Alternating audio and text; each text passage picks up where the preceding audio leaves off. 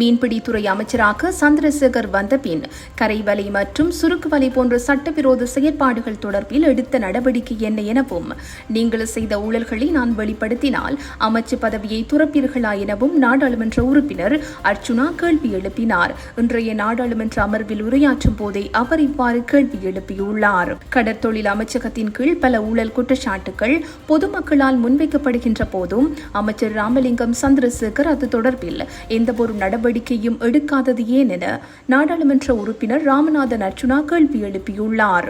நீதியியல் துறை அமைச்சராக அமைச்சர் சந்திரசேகர் பொறுப்பேற்ற பின் சட்டவிரோத கடற்தொழில் நடவடிக்கைகள் குறித்து கரிசனை கொள்ளவில்லை என்பது மக்களது முறைப்பாடாகும்.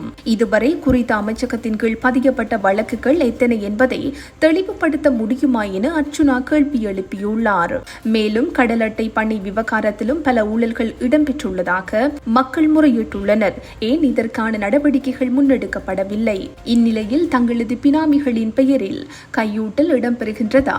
இதற்குரிய ஆதாரங்களை சபையில் சமர்ப்பித்தால் அதற்குரிய நடவடிக்கையை மேற்கொள்ள முடியுமா? குறிப்பாக அமைச்சர் சந்திரசேகர் அமைச்சர் பதவியை ஏற்ற பின்னர் வடமாகாண கடற்தொழில் திணைக்களத்தில் மேற்கொள்ளப்பட்ட இடமாற்றங்கள் குறித்து விவரங்களை வெளிப்படுத்த முடியுமா என கேட்டுள்ளார். மேலும் அமைச்சர் சந்திரசேகர் மீது ஊழல் குற்றச்சாட்டு நிரூபிக்கப்பட்டால் அவர் பதவி விலகுவதற்கு தயாரா எனவும் கேள்வி எழுப்பியுள்ளார். இந்நிலையில் அர்ச்சுனாவால் முன்வைக்கப்பட்ட குற்றச்சாட்டுகள் குறித்து பதிலளிப்பதற்கு 2 வார கால அவகாசம் வேண்டும் என அமைச்சர் ராமலிங்கம் சந்திரசேகர் பதிலளித்துள்ளார். நிலையியல் கட்டளை சட்டம் 27(2) கீழ் கௌரவ நீரியல் துறை அமைச்சர் ராமலிங்கம் சந்திரசேகர் அவர்களிடம் கேட்கப்படுகின்ற கேள்விகள். அன்பிக்கும் மதிப்புக்கும் உரிய ராமலிங்கம் சந்திரசேகர் அமைச்சர் அவர்களே, உங்களது எனது முதற்கண் சிரிக்காதீங்க ஐயா, வணக்கங்கள். வடமாகாணத்தின் ஒரே ஒரு அமைச்சராகவும் அதே நேரம் தமிழ் மக்களின் ஒரு வடமாகாணத்துக்கு வந்து ஒரு போட்டில் தமிழ் மக்களின் ஒரே ஒரு அமைச்சர் பிரதிநிதியாக இருக்கும் தாங்கள் மீன்பிடித்துறை அமைச்சர் என்பது மிகவும் சந்தோஷத்துக்குரிய விடயம். தங்களுடைய அமைச்சகத்தின் கீழ் பல்வேறு ஊழல் முறைப்பாடுகள் பொதுமக்களால் வைக்கப்படுகின்ற போதும் அது தொடர்பாக எந்த ஒரு நடவடிக்கையும் இதுவரை நீங்கள் மேற்கொள்ளாதது மிகவும் கவலைக்குரியது.